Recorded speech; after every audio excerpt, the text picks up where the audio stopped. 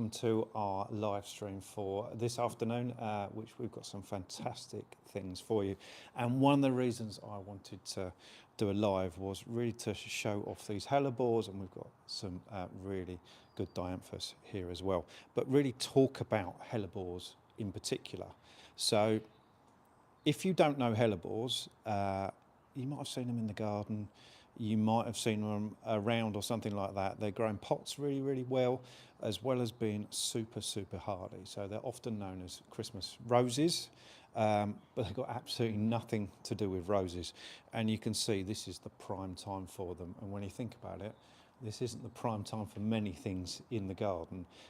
So I think they are a fantastic addition to any garden or patio, or somewhere like that, maybe as you're walking into the front door or something like that, you might have a nice patio pot or something like that. And as you can see, they're flowering fantastically. There is a lot of different colours. So we've got, white is probably the most traditional one, but there's some lovely pinks with different centres and things like that. We've even got some sort of dark velvety purples as well, and some colours that they often describe as red. It's not really sort of fire engine red, but it has more a red tinge to it. So I wanted to really do a video all about these fantastic plants, because we come to this time of year. I mean, the weather's actually quite nice today. It's relatively mild, 11 degrees here in Essex, and it's not raining, which is really nice. But there isn't a huge amount of things in colour in the garden this time of year. And these will start flowering, in fact did start flowering just before Christmas, and they often go all the way to the end of March, which is where other plants come in with their fantastic flowers, namely the Dianthus, which we'll talk about in a second.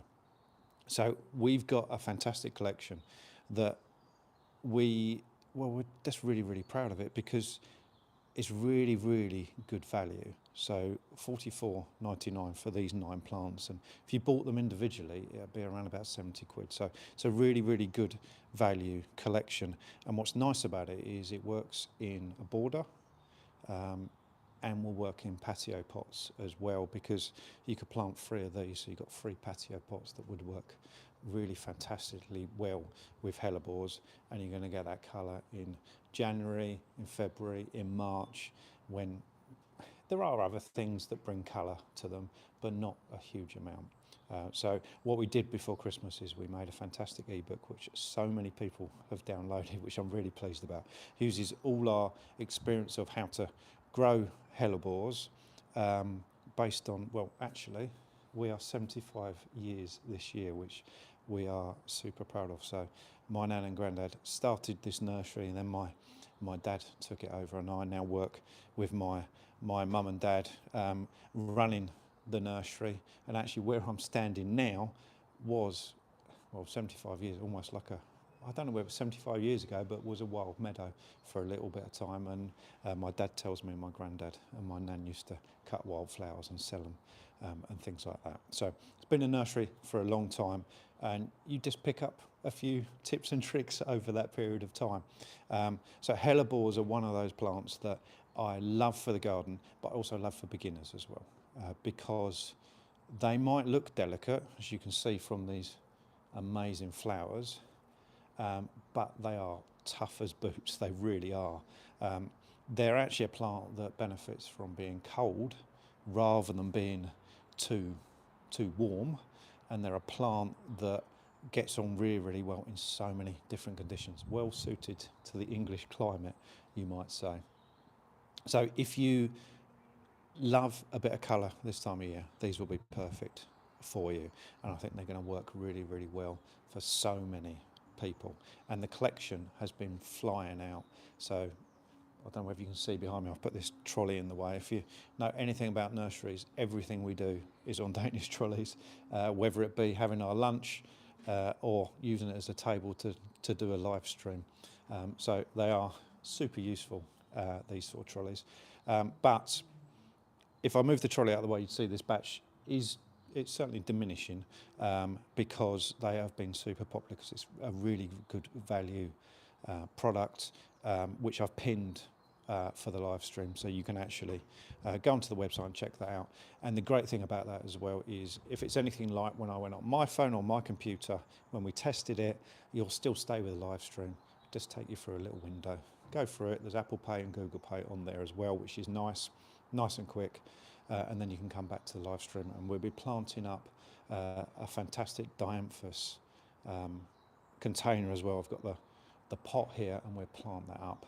So that will look fantastic. So the flowers for those come after the Hellebores, although they are budding up now, which is really good. So yeah, if you've never grown them before, there's not a huge amount you need to know other than the fact they are hardy. The majority of the varieties, certainly the ones we grow, are evergreen, so you always have them around, whether it's the fantastic flowers this time of year or the lush green foliage. There's a couple of tips that I would say is they can be quite hungry, especially as they're growing rapidly, which is the colder months. So often we think of plants actually growing their fastest all through the summer, which, to be fair, I know why, the majority are, but these actually sort of pick up their growth sort of September, October time. They really start really getting into it, really growing at that point, and putting on this nice size.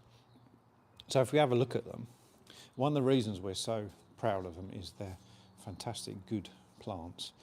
And as you know, us gardeners are always keen on roots, and you can probably see from the bottom there, they've got a really, really good root system to them, because these plants, it will vary from variety to variety, but these are roughly about 2 years old. So we grow them really, really slowly. That's the best way to get this nice crown. So if you're buying perennial plants, it's this bit under the pot and this bit that's the really important thing. So a top tip I'd say is that although these look great at the top, and that's exactly obviously what we want, you open up the box, they've travelled to you nice and safely. You open up the box and you get these fantastic flowers to look at, and you know you've made a really good purchase. But actually more important than this bit is this bit underneath.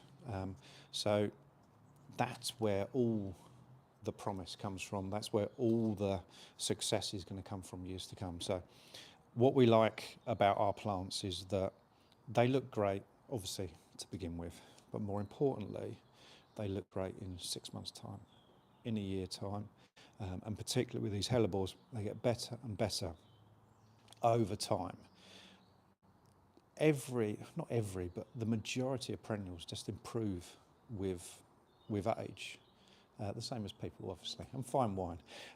But they are something that gets better with age. They bulk up, they get bigger, they're spread in your borders, and they're plants that can cope with so many different conditions.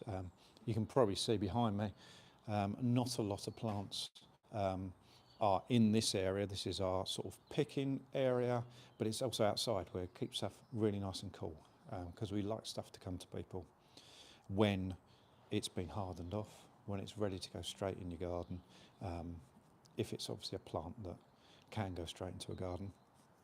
And something like this just absolutely loves being cold. So these have been out through, it doesn't get all that cold compared to some areas of the country here in Essex, but -5. These have been through, and you can see they absolutely love it. So it is a plant that can cope with cold conditions, which I think when we don't know what weather we're being sent, because it's been raining for, I don't know, I think some places, and maybe even here, for like definitely a month, if not longer, you want a plant that can cope with that. And you want a plant that's not just going to give up the ghost, especially in the colder months.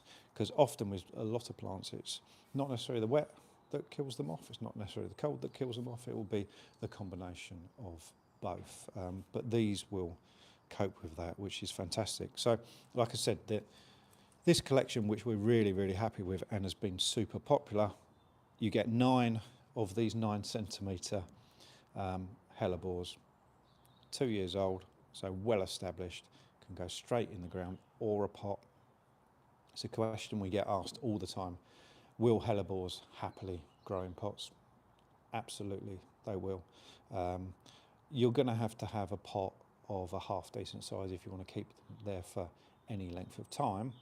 If you potted them up individually, then like a 4 litre pot, which is probably 15 centimetres across the top, so I'm not very good with inches.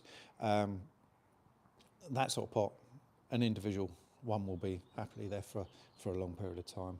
If you're going to plant like a collection of them, I'd obviously go bigger and give them enough space to spread out and to look the best. So the bigger they get, and you can see from this back one here, this lovely pale pink one here, this is Pretty Ellen pink. You can see all the buds coming. So as they get a little bit older, they start sending more and more shoots up, more and more leaves, more and more shoots, looking better and better. And you'll even find these in cut flowers as well. I've noticed these in arrangements from time to time, which do look really, really nice. And if you want to do your own cutting of flowers, there's not going to be a huge amount you can cut this time of year, so they would be a really good addition to a cut flower collection. That would work really, really well. So yeah, 9 centimetre, 9 in this collection, and it's $44.99 at the moment. And obviously, when it's gone, and they are for a period of time on that offer. Like I said, it normally is £70 if you were to buy them individually, but it's something we're doing for now, and I'm really happy that we're able to continue to do that because they're just a great plant, and for us to be able to do them at that price means more and more people can take advantage of that fantastic offer. And I'm sure you'll agree, they just look absolutely fantastic. And the comments, it's always nice as a small family business to get really nice comments about all the effort that everyone here has put into growing these plants. We've had so many good reviews, so many good comments about these plants, so I'm really, really proud of them. They just, yeah, I'm sure you agree, they look absolutely fantastic. So, as well as this great Hellebore collection, we have got a brand new collection on the website, which is really, really good, which is a Dianthus collection.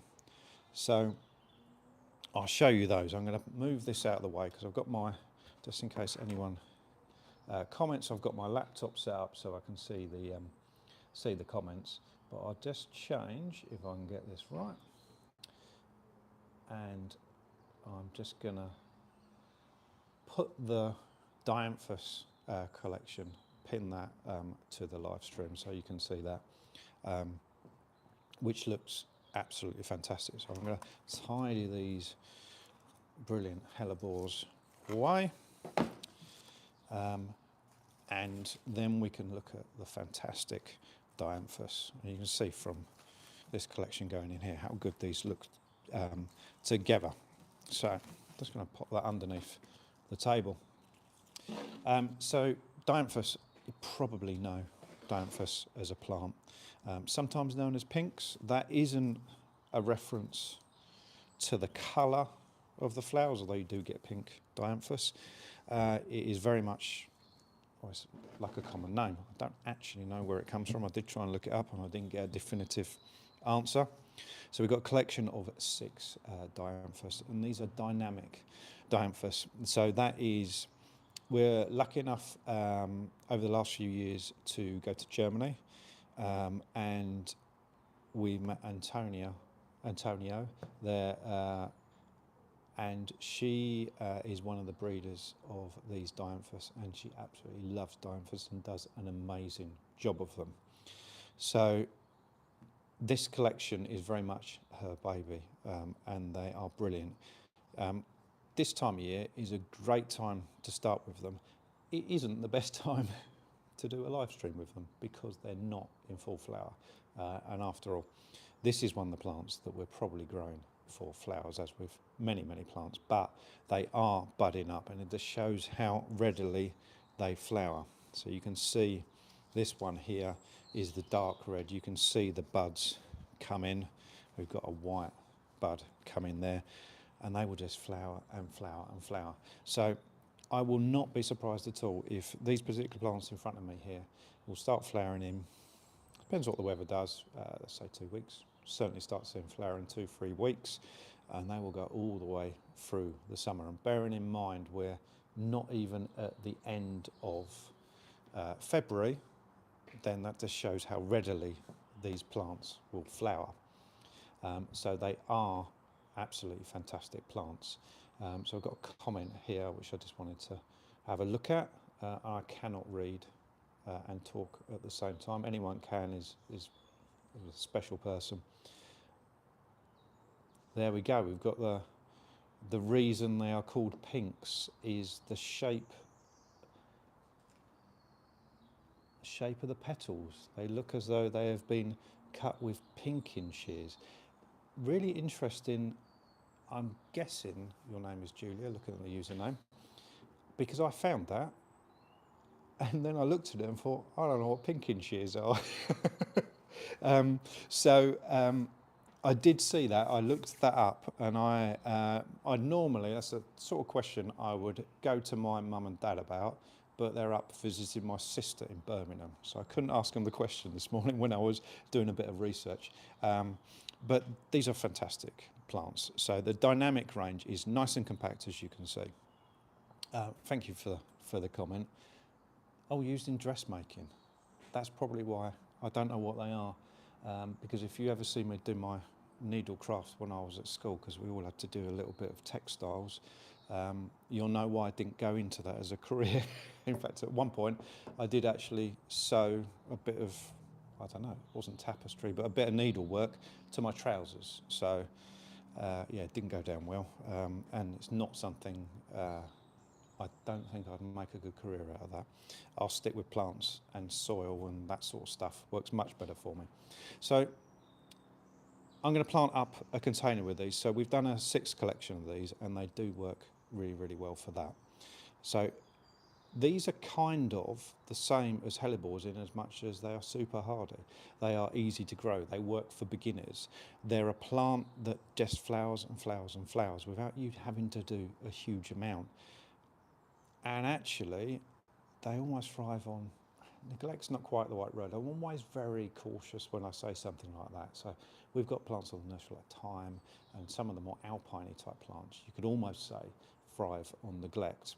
And Dianthus are another example of that. It doesn't mean you can't water them, and it doesn't mean they wouldn't benefit from a feed from time to time, but it does mean they're a bit more tolerant of the time that you might go away and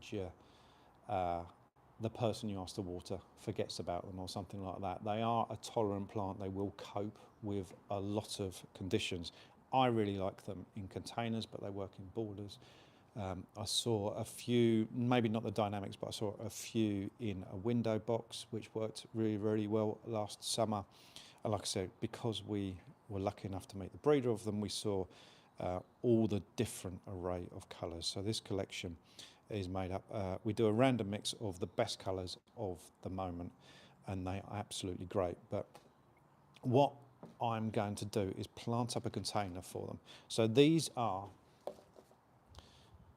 a fantastic thing to put in a container in my mind, because they just bring so much colour, and because they're a plant that copes with a little bit of neglect,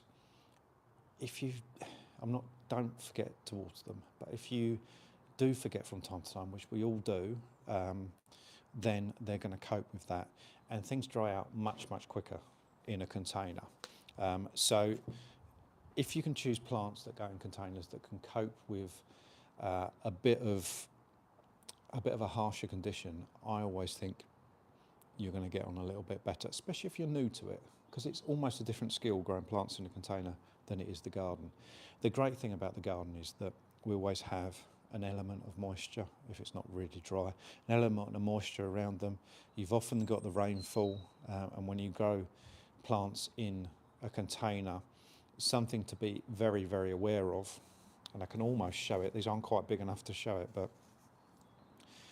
if this was nice and full over, it might rain, and you might think it's been raining a lot, but quite a lot of that is going to actually fall either side of the container. We need the water to go in here when we're looking at water in a container. So it's something to bear in mind. A plant that's slightly drought tolerant or tolerant of conditions, I think is always easier in a container.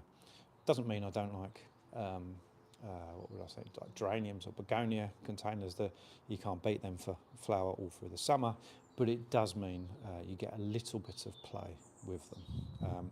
So a really good plant in my mind, and this collection will make 2 containers or pots about this sort of size. You could go slightly bigger as well.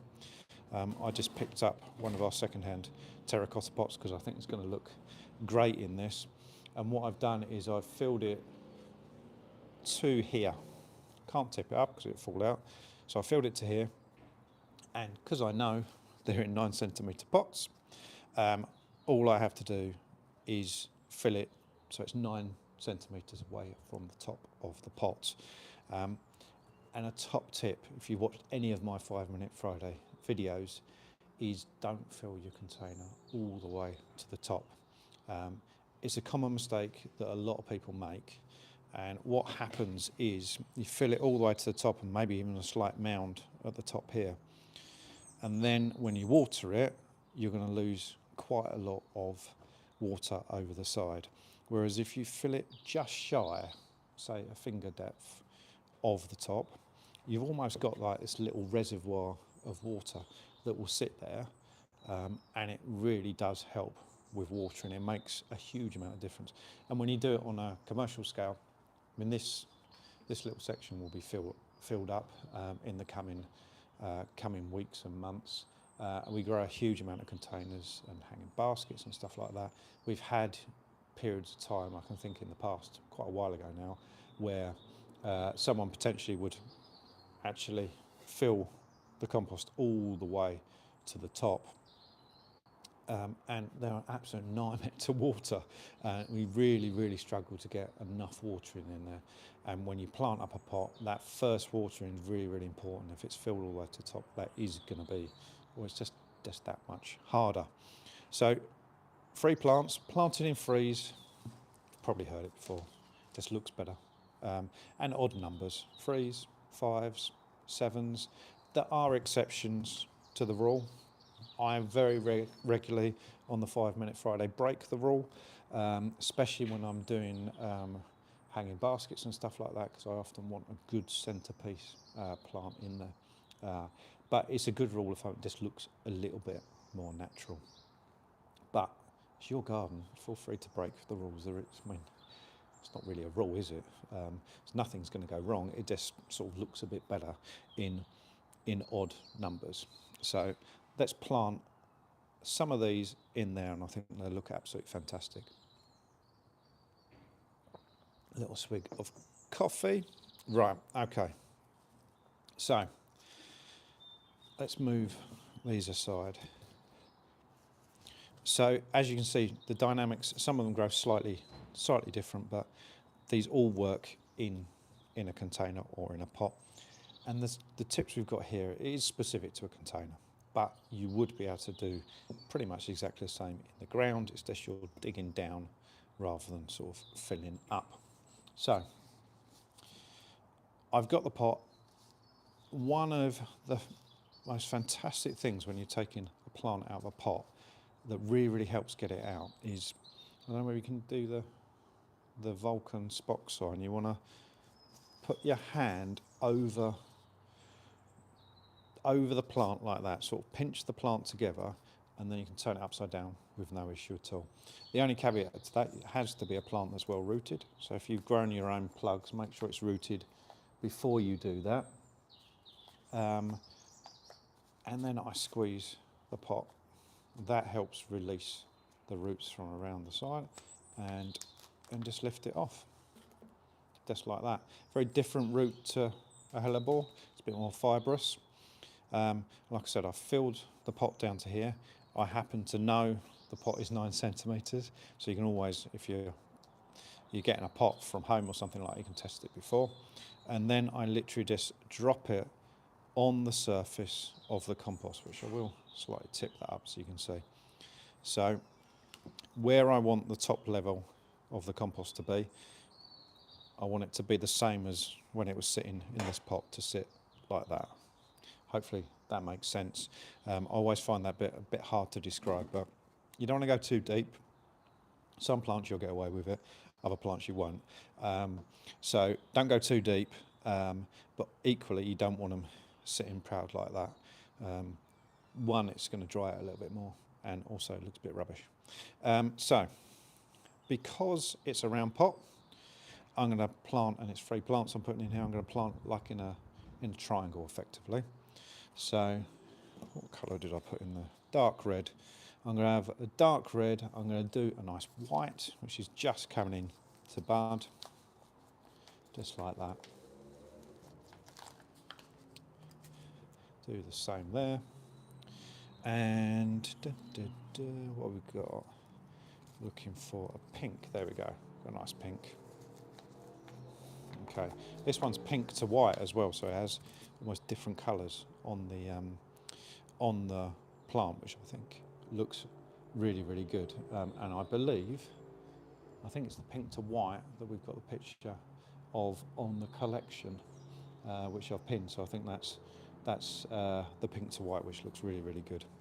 Like I said, it's only $19.99 for the 6. The 6 Dianthus, which is by far the best way to buy them from a cost point of view. Plus, if you're buying plants, it's often better to sort of buy them in groups. One plant on its own, unless you're going to have it in a pot on its own, in the garden can sometimes get lost. So even if you're doing a herbaceous border or something like that, if you have ones and things like that, it can just look a bit mishmashy. Big blocks of either colour or texture or plants together do look a lot better. So I've got my compost here. So it's a good multi-purpose peat-free compost. It drains nicely, which makes it absolutely perfect for containers. And what I'm going to do is, there's going to be gaps, so I'm just going to fill in the gaps around the plants. So I don't want to compact it too much. I don't want to give the plants any more work than they need to have when it comes to rooting in. But I just want to make sure that they're nicely tucked in and give them the compost to root into their new home. And what I'm not going to do is water them today, but that is purely, I will water it today, but not on this video, on this live, because my laptop's there and it'll get really wet. And when you're planting in threes and in a triangle, you get that little hole in the centre as well. So that looks like that, and that will grow nicely, and that will look really, really good. You're going to get flowers. What you can do as well is, certainly when we get past any risk of frost or anything, you could plant around the outside. You could plant bedding plants. Something like Bacopa would look really, really good on here. Verbena, something like that. Or even this time of year, something like Albrecia would look fantastic, which will trail over the side and look really, really good. So that's the Dianthus collection. A really good collection if you love your pinks, if you love your Dianthus. The dynamics, I think, are fantastic plants. Really, really well bred. They just flower and flower and flower. And you know how much we like plants that just keep on flowering and look really, really good. Like I said, they're hardy. These have come through the winter. Literally sat next to the Hellebores. No issue at all. They just, as you get to the autumn, just need a little bit of cleaning up, a little bit of sort of where chop them, and you can kind of see that if you buy this collection when they arrive. If you look into there, you'll see areas that we've cut them back. That's completely natural. That's sort of the best thing to do for the health of the plant. Also makes them nice and compact, and then when they come through to this year, they grow through all of that, they bud up, and they look fantastic. So a really, really nice collection there for the Dianthus. And like I said early on, we had our brilliant Hellebores. So if you're just joining the live, now the Hellebores look absolutely fantastic. A brilliant plant to have for this time of year. And they're flowering now, and you'd have them for this time of year, but you'll have them for year after year after year with not too much trouble. Will grow in so many different scenarios: full sun, partial shade, even full shade. They're one of those plants that if you've got a difficult area, I don't know, underneath a tree, or potentially around a fence where it's just really, really shady or something like that, they are a plant that works in all of those conditions. So definitely worth going for some Hellebores in your garden. I don't think you're ever disappointed by adding Hellebores to the garden. They look absolutely great, and so many people think there is just white Hellebores, like this one for example, which still look absolutely fantastic, and will often beat snowdrops to flower, which is another white plant that we obviously get this time of year. But you also get these fantastic velvety purple flowers to them as well, plus spotted flowers and so much more. So if you're looking for plants to grow this time of year, to make that garden or that patio pot container or something as you walk into the house, either side of the door, these two would work really, really well. And they're pinned on here. I've also put the links to the products in the description so you can get to them. And if you've got any questions at all, either comment now and I'll stay on for a little bit, or you can obviously email us.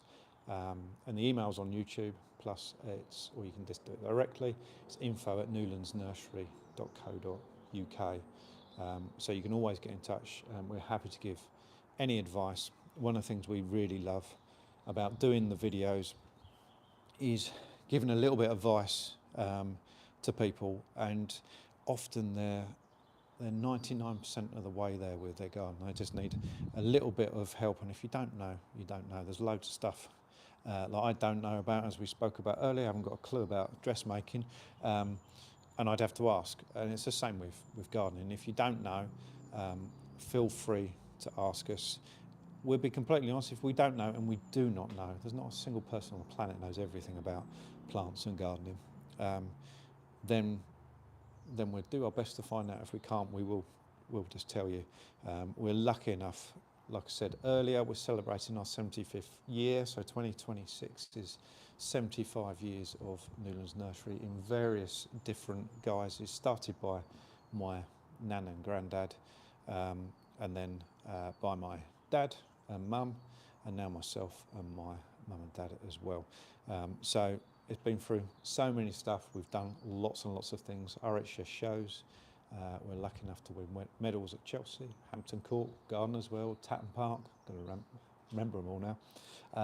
As well as running garden maintenance business, we've run a garden centre. So we've sort of, what I really like about that is it's been asked so many different questions that it forces you to learn, which is always a nice thing.